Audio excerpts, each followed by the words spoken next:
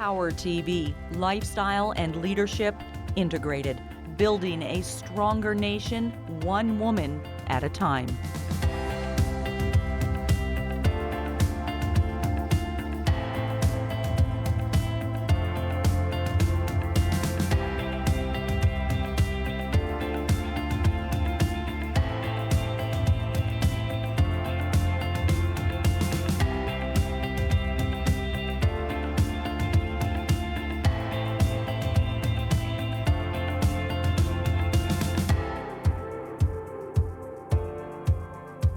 Why are we sometimes so quick to be short, snappy, and even rude to the people who are closest to us? Sometimes it gets ugly.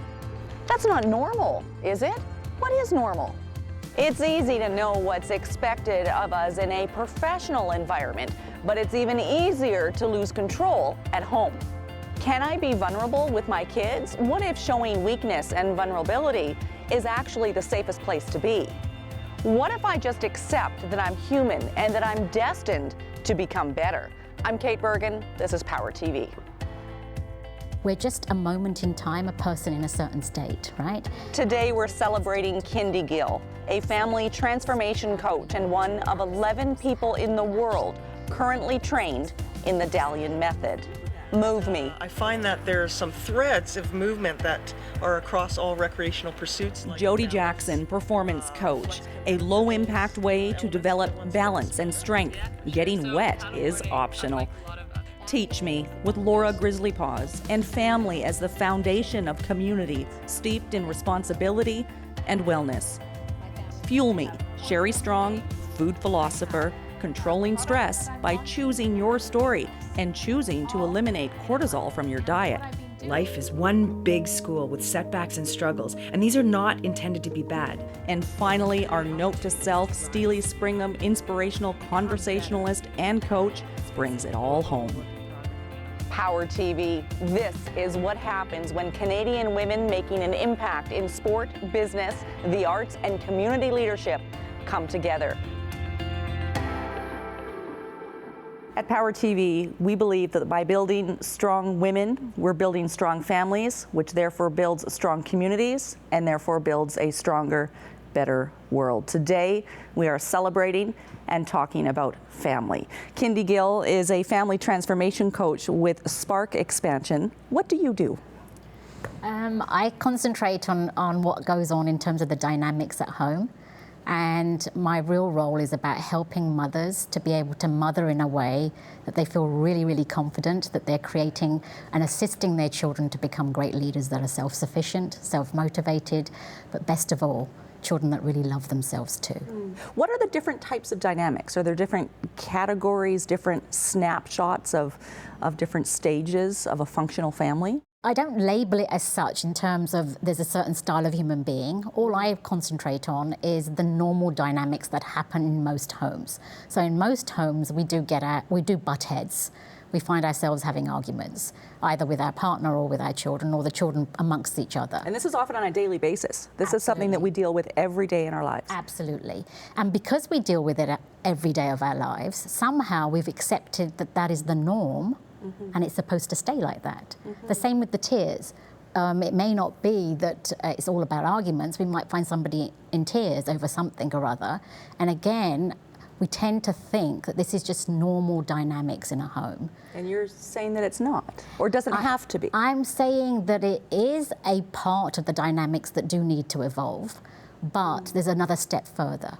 That every time there's a backlash, every time there's a trigger, every time there's a set of tears, there's something behind that that we can explore as mothers, and we can try and find what it is that is behind the tears that actually stops that type of stuff from happening to a point where systematically and slowly the dynamics at home become more flowing and nicer and calmer and more peaceful, and we get to more of what we really, really want. I think we've all had conversations around how the person we are at work and how we interact with colleagues at work is very different than the person we show up as at home. That's right. And that impacts the experience that we have with the people who are supposed to be the most dearest to us. Why is that? Why are we different at work than we are at home?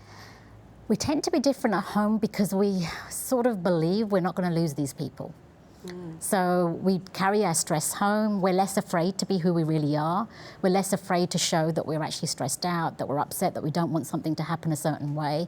And it's easier to use the tongue in an adverse way because there's that sort of comfort that I'm not going to get fired from being a mother. I'm not going to get fired from being a child or a son or a daughter. Like, there's that sense where there's a bond, but that bond brings in an element of taking each other for granted. How did you get into this work?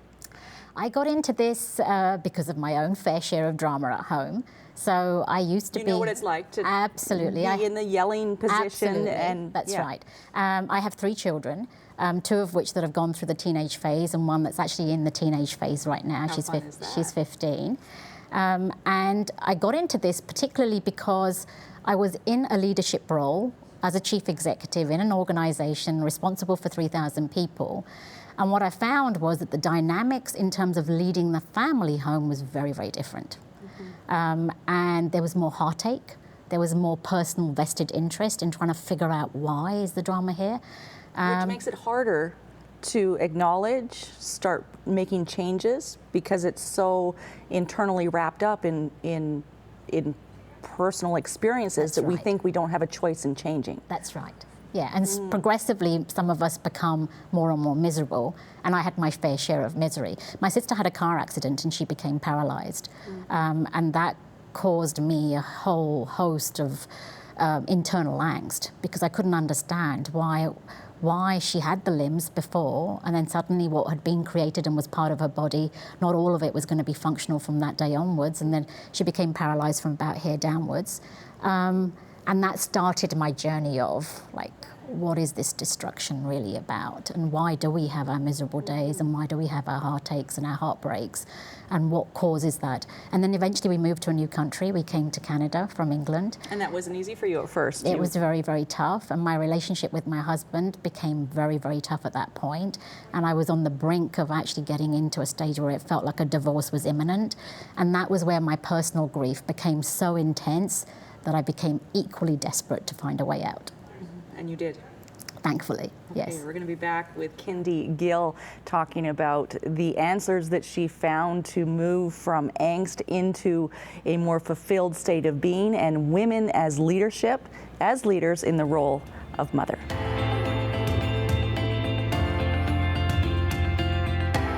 Welcome to Move Me. I'm Jody Jackson, and I am here with Amber Champion from Blue Dog Kayaking. Just spent a little time out on the ocean with Amber and found it was kind of cool to try the paddleboarding for the first time.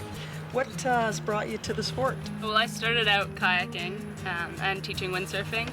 And to teach windsurfing, it's really hard to have a sail in front of you. So we stripped them of their sails and just, as instructors, stood on a windsurfing board, which is essentially a stand-up paddleboard. So that's how I got into it, but working with Blue Dog Kayaking, I was kind of placed in the position of leading tours and doing basic instruction. So this is all about motivating people to get moving, and I find that there's some threads of movement that are across all recreational pursuits, like balance, flexibility or mobility. Can you talk a little bit about how maybe the paddleboarding experience can benefit those elements to one's fitness program? Yeah, for sure. So paddleboarding, unlike a lot of other sports, is very low impact. So injured athletes, older people, younger people are coming to the sport because it's very limited movement. However, it uses almost every single muscle in your body. Your legs for stability, for some of us who aren't as stable. Your core for every single stroke and every little balance. Is there some benefits for that busy, hectic lifestyle out there and getting out on the board? Yeah, for sure. I can definitely say that most people come here probably thinking about other things, but the second they see a paddleboard, they immediately go to, oh no, am I gonna get wet? So their mind is already focused on something else. And then once they start to feel more stable, then they're not worried about what's going on off the water. They're more concerned about the ocean and the sunset and the trees and everything that's around them. A lot of people just automatically go into that serene, peaceful state without even realizing it, which I think is really neat. If I was gonna ask for your advice on getting more women and families and groups of people to try this sport out, what can we do? How can they get involved? I say just take a basic course. Come out with somebody that has a bit more experience and that will teach you how to get on a board if you fall off, how to get off a dock, just the basics so that you can paddle around by yourself and eventually take out your family and just do it. It's a really easy and accessible sport. So what I'm hearing you say, Amber, is that all kinds of age groups are getting involved in paddleboarding, and it's very accessible. Most kayaking places like Blue Dog will have some paddleboards to rent, and you can also get a little workshop or some clinic information. Well, thanks very much for your time. I know I really enjoyed my experience, and for all you golfers out there, I'm putting you on a paddleboard because, man, was I using my stabilizers and my balance, and is that ever good for a golf game? So over and out. This is Move Me. Motion is lotion. Thank you very much.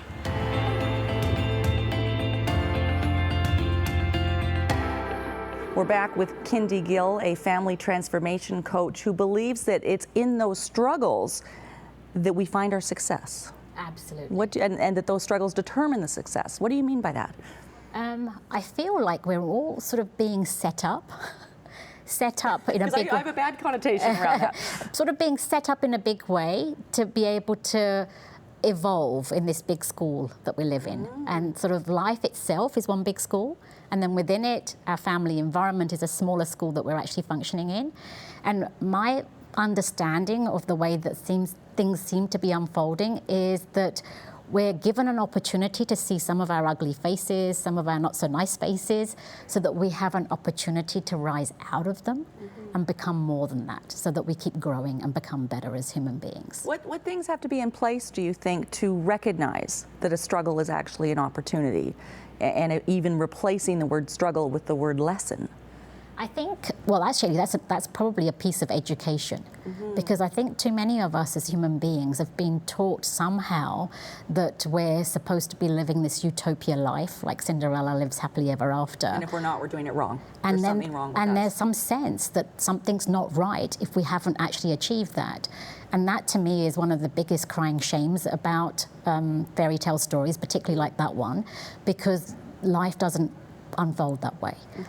We are work in progresses as people. I am, you are, our children are, our partners are, the people, the colleagues, everywhere that we're relating to. We're just a moment in time, a person in a certain state, right?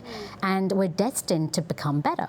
So just by mathematics alone, we're going to have our struggles if we're not in that stage where we've evolved to absolutely everything that we can be.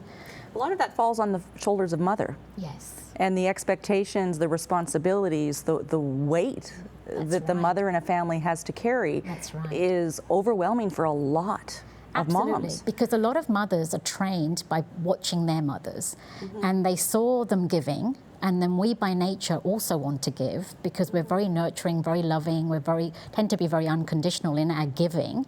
But what we haven't really learned is the opposite, is like, how do we give to ourselves? How do we nurture ourselves? How do we actually applaud ourselves for our gifts?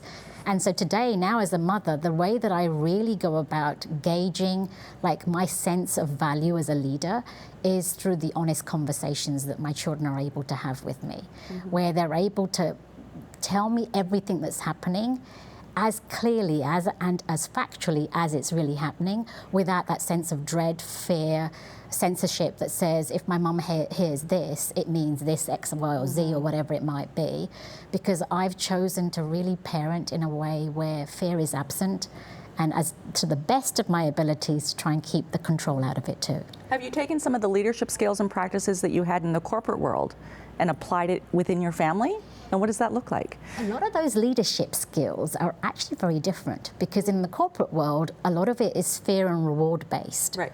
So people tend to know that there's a vision. Bonus, get fired. That's right? And it's as easy as that. But those two things can't happen at home, right? Because there's a lot more honesty that's happening. And if you have a sense of fear to speak up in the corporate world because you think you're going to lose your job, your child is not going to be scared to say, Mum, you're being a hypocrite. Your child's going to tell you that, right? And then you have a choice That's in right. that moment that will develop the dynamic. Exactly. So if I'm going to be defensive about what I've just heard, then obviously it's going to escalate to become more of a problem. But if I'm more open-minded about what I've just heard, and I'm seeing it as actually my child's guiding me and helping me, but at the same time there might be something for me to be helping the child with too, then there's an opportunity for some real conversations that are going to actually bear some fruits. As a mom, I know that I want my kids to come to me for the answers. Yes. But I don't have the answers. don't. And I need to, experience with them instead of above them? Sometimes they want you to be the authority because they genuinely want to believe that you have all the answers. But it's in our vulnerability that they gain trust. So when we're able to say, this one I can navigate because I've done this, this, and this. But for me, a lot of it's just come down to trying to recognize, are they scared about something? Are they wanting an answer because they don't want to take responsibility for something? Or are they wanting an answer because they're curious, and therefore can I guide them to open up their curiosity to find the answer from inside? So a lot of effort's been put into trying to help them see where their gut instinct is and how to hear their gut instinct and their voice inside, because that's the biggest gauge that'll help them. Absolutely. We'll be back with more with Kindi Gill after this.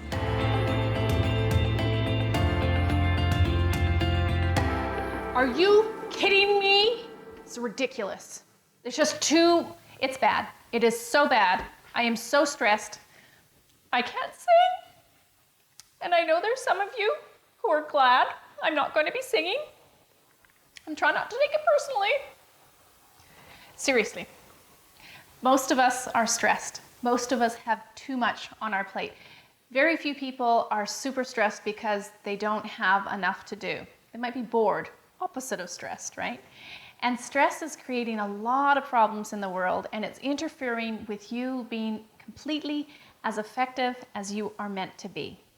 So what we want to do with stress is we want to eliminate the things that we can control. And definitely that's a big part is food, but we also want to eliminate things that we can make a choice about not worrying about. I have a 7-day retreat. I have 4 filming days. I have a product that I'm launching, and I'm moving house, all in a month. And what I've been doing to counteract that is to really not buy into the story of I have too much on. I just keep telling myself, I can do this, and I take things one at a time. And beyond the mental kind of thing, I try to eliminate as much sugar as I can. One of the things that will happen with stress is it produces cortisol within your body, and cortisol is that thing within your body that creates that belly fat. And so even if you think you're eating the best, but you're so stressed, that's one of the reasons that you can have that belly fat. And it does a whole lot of other things. So what I do when I know particularly that I'm going into a period of my life where I've got a lot going on, I go green. I seriously go deeply into green. And I try and plan my diary so that it actually corresponds with times where I know that I can have great access to fresh foods. And that makes a big difference in the body. We know things like meditation, yoga, serotonin producing sports, and moving your body all help you with stress. It's important we get this under control because sugar, stress, modern living is reducing our life expectancy, and more important than that, it's reducing our quality of life. And the antidote is to prioritize. Control what you can, eliminate what you don't have to do. There's so many things that we are spending so much time doing that we don't need to do. So here are 3 simple things that you can do to eliminate stress in your life. Learn how to say no and yes to the things that are truly important, that are going to move you forward. As always, go into the greens, the living foods. And the last thing, which is move your body. Not my best, but I'm picking up some great tips from Jody in our Move Me segment. And that's basically it. If you do those 3 things, I promise you, things will turn around for you. And if you'd like more tips, tools, strategies, and recipes for powerful ways to nourish, energize, and protect your body, please go to returntofood.com.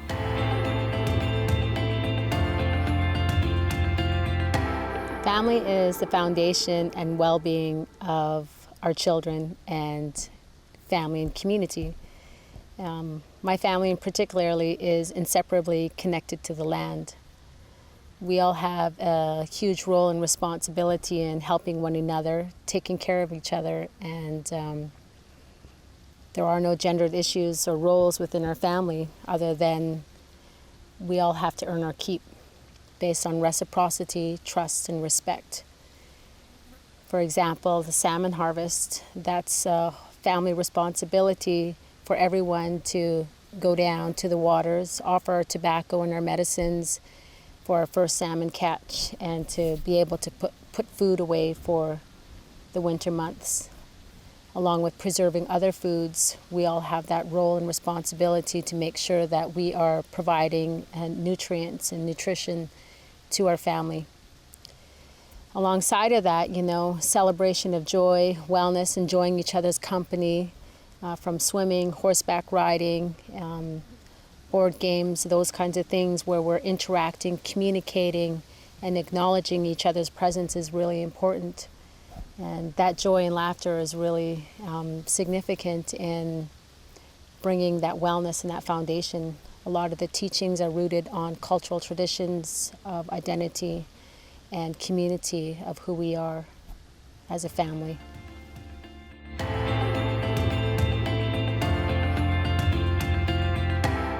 We're celebrating Kindi Gill today and the work that she does in helping families to evolve into a happy, loving, and peaceful environment at home.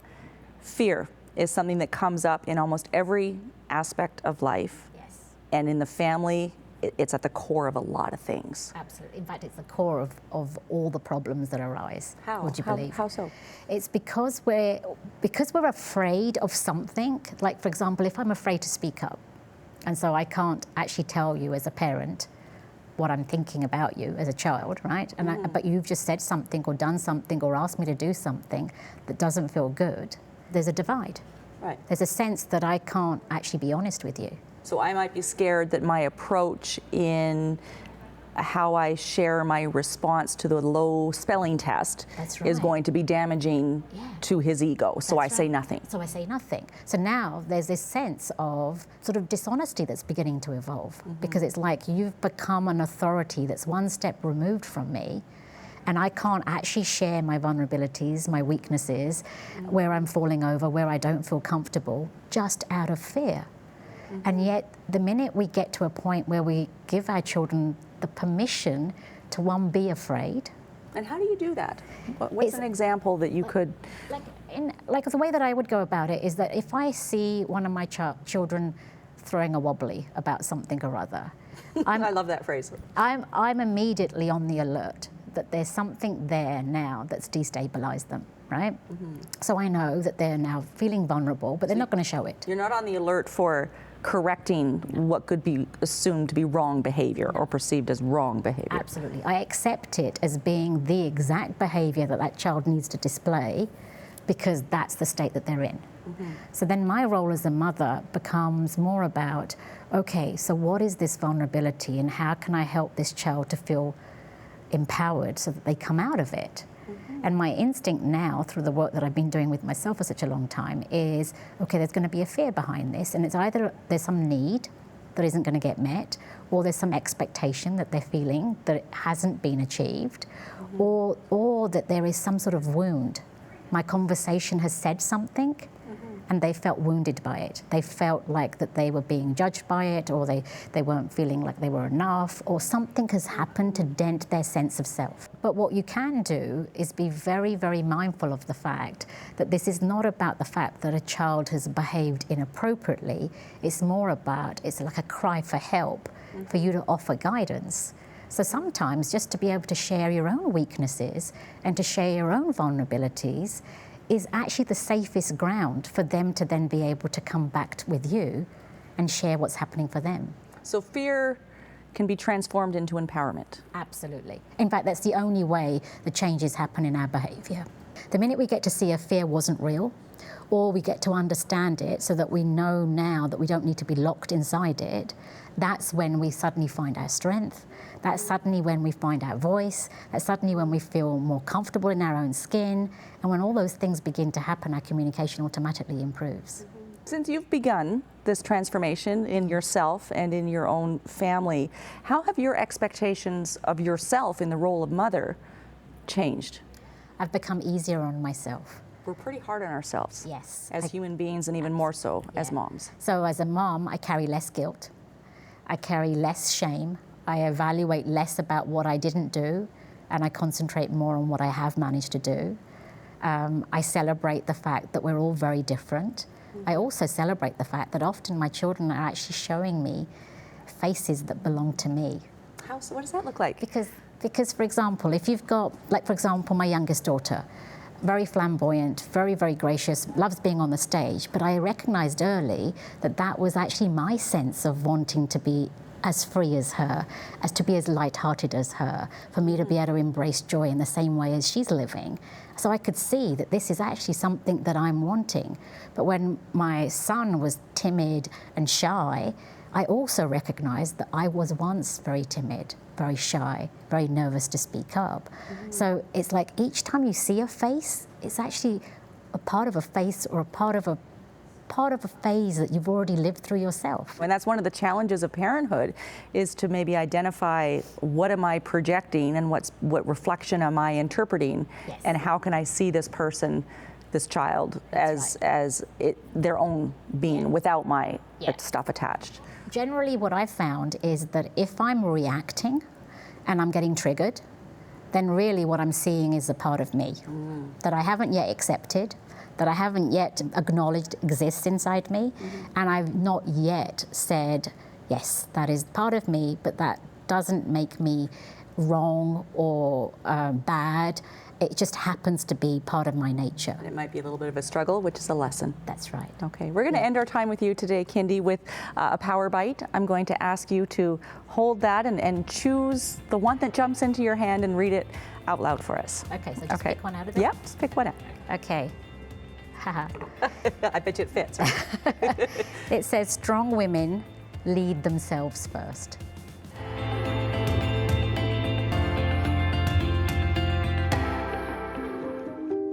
I show up. Every day, I show up. But do I? I mean, really? Who am I showing up as? To my kids, to my husband, to colleagues or friends? How about to strangers or other women? Who am I showing up as to myself? What am I projecting? What is reflecting back? You know, I may not always get it right, but life is one big school with setbacks and struggles, and these are not intended to be bad. They are merely opportunities to rise up, become better. Let's face it, we're all a work in progress, but all destined to become better. As you choose to work daily on becoming more confident, you become better. A better friend, a better sister, a better mother, a better colleague. You become a better leader. And you become powerful. That will ripple effect to all of those around you, and it will influence your community. Note to self. My self-confidence affects future generations.